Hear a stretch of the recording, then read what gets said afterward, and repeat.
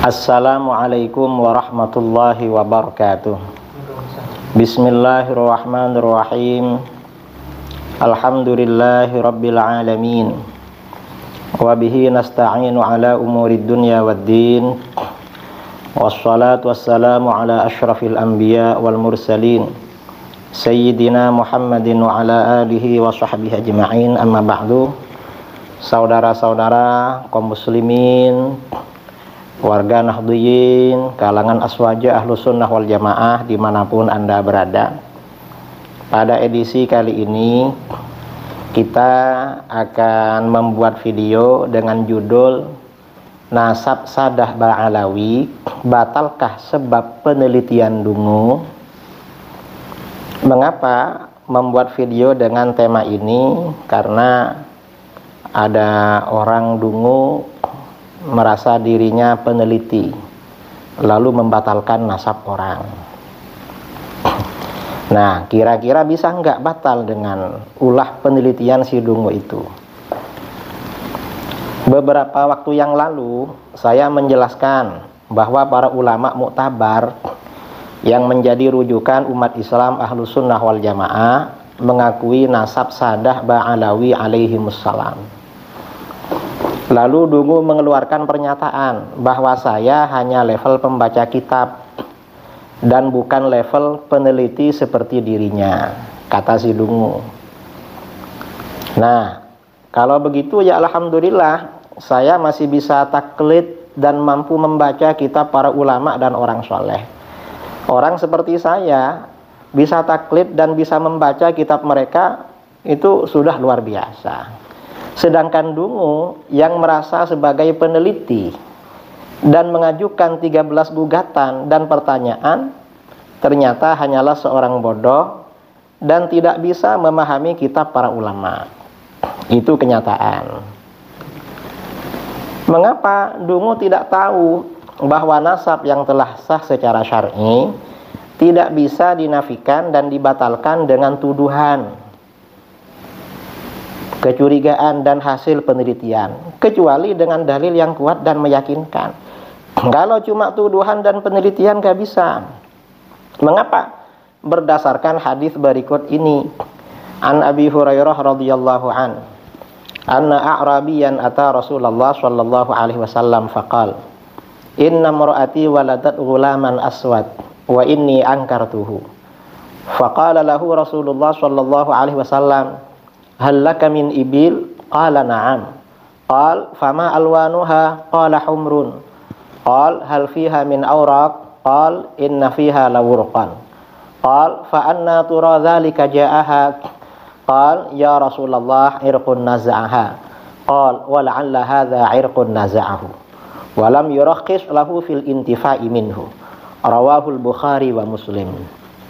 Dari Abu Hurairah radhiyallahu anhu, seorang A'rabi mendatangi Rasulullah SAW dan berkata, sesungguhnya istriku melahirkan bayi hitam dan aku mengingkarinya. Lalu Rasulullah SAW bertanya, apakah kamu punya onta? Ia menjawab, ia punya onta Rasulullah. Lalu beliau bertanya, apa warna unta-untamu? Unta-unta kamu warnanya apa? Ia menjawab, merah-merah warnanya. Lalu beliau bertanya lagi, apakah ada untamu yang berwarna kecoklat-coklatan? Ia menjawab, ada yang berwarna kecoklat-coklatan. Beliau SAW bertanya lagi, menurutmu dari mana itu? Yang lain warna merah, kok ada yang kecoklat-coklatan? Ia menjawab, hai Rasulullah, itu dari akar keturunan. Mungkin mbah-mbahnya ada yang coklat-coklatan. Lalu beliau SAW bersabda, barangkali bayimu juga dari akar keturunan. Dan beliau tidak memberinya kemurahan menafikan anaknya itu. Hadis riwayat Al-Bukhari dan Muslim. Nah, hadis di atas memberikan penjelasan. Laki-laki itu dan istrinya berkulit putih. Lalu istrinya melahirkan bayi laki-laki hitam. Ia curiga dan bermaksud menafikan anaknya darinya. Bermaksud gak mengakui.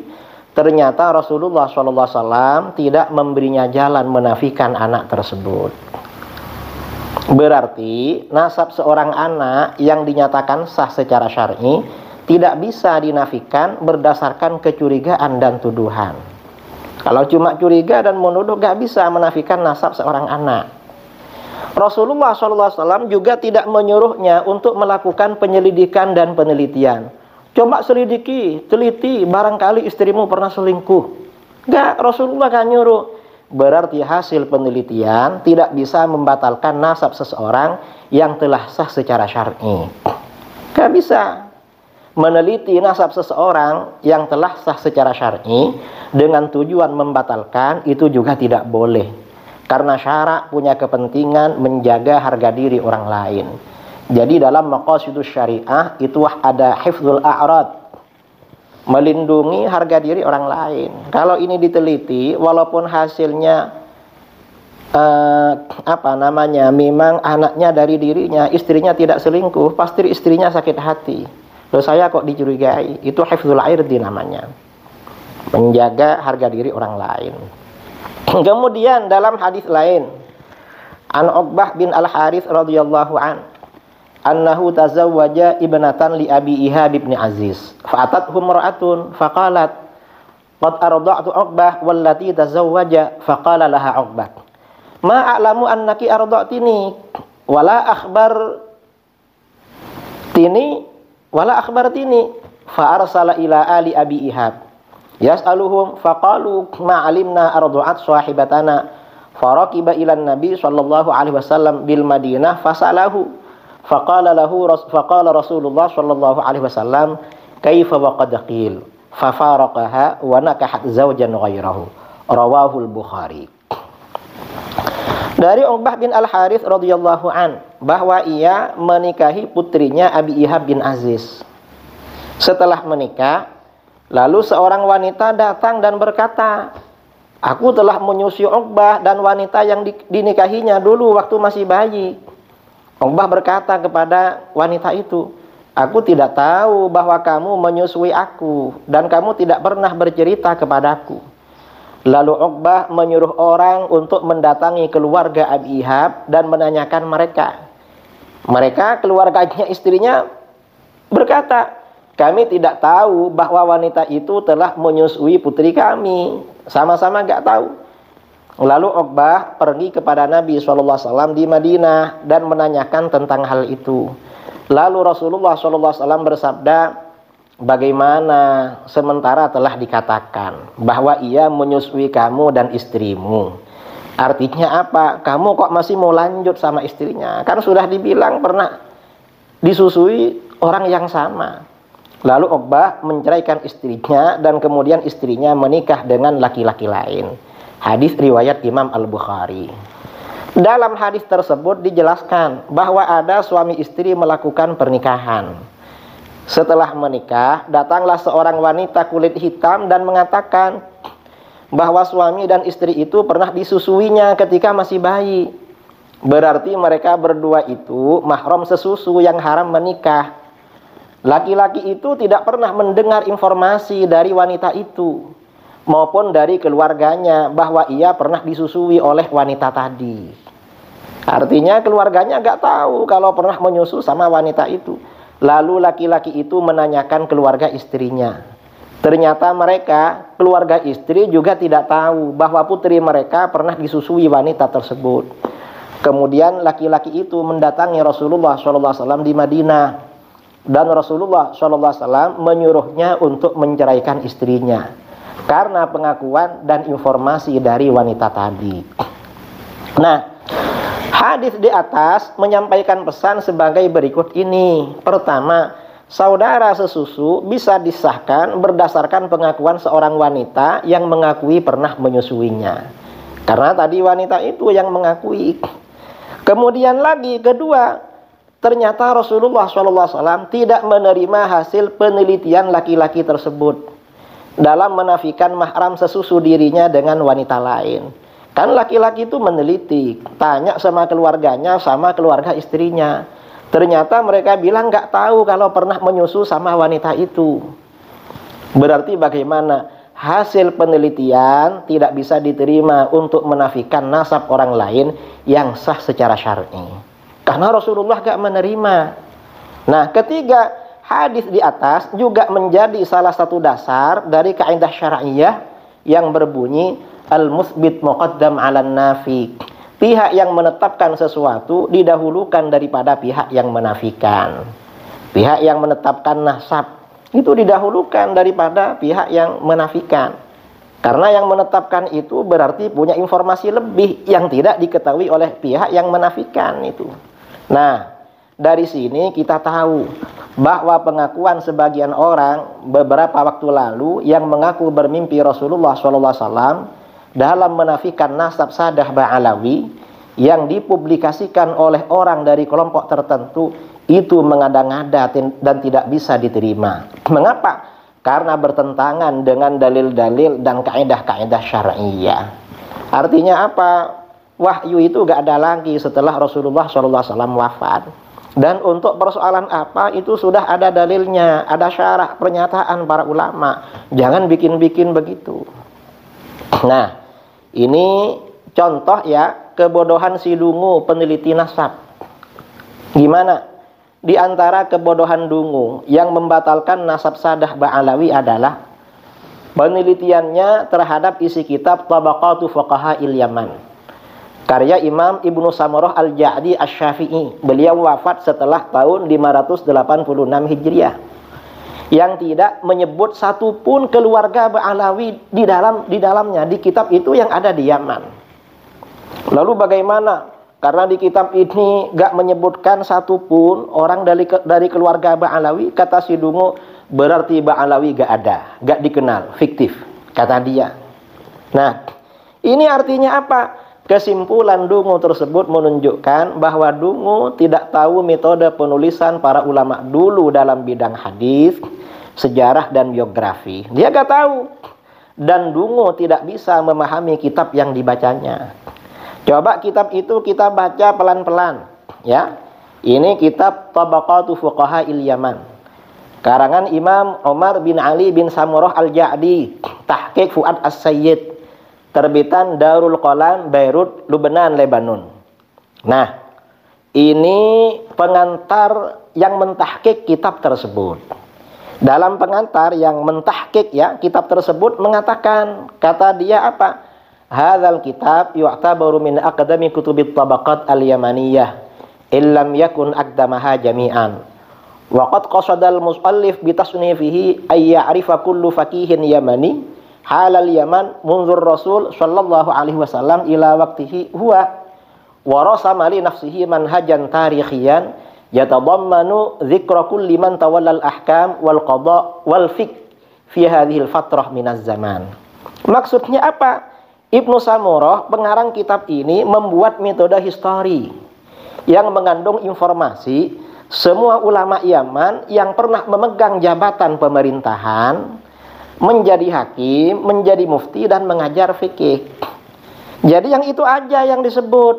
Lah kalau ada keluarga Sadah Ba'alawi gak masuk di situ, ya mungkin karena beliau orang sufi kan, orang Sadah Ba'alawi orang sufi. Gak mau pegang jabatan pemerintahan, gak mau menjadi hakim, gak mau jadi mufti, dan tidak mengajar fikih. Mungkin sibuk bertasawuf pada waktu itu, karena banyak orang lain yang mengajar sudah. Jadi bukan karena gak ada atau fiktif. Kemudian kita lihat muqaddimah pengarangnya. Tadi ini kan muqaddimah muqaddimah yang mentahqiq kitab Dr. Fuad As-Sayyid. Sekarang muqaddimah Imam Al-Ja'di sendiri. Gimana pernyataan beliau? Beliau mengatakan, amma ba'du fa inni as'alullah al-'aun ala talkhisi ma aradtuhu wa takribihi wa takhsisi ma nawaituhu wa tahdhibihi min dzikri fuqaha'il Yaman wa mablaghi a'marihim wa ma'rifati sadatihim wa ansabihim wa waqti wafatihim ala qadri ma yahduruni min akhbari salafil madin wal khalaf al-bakin.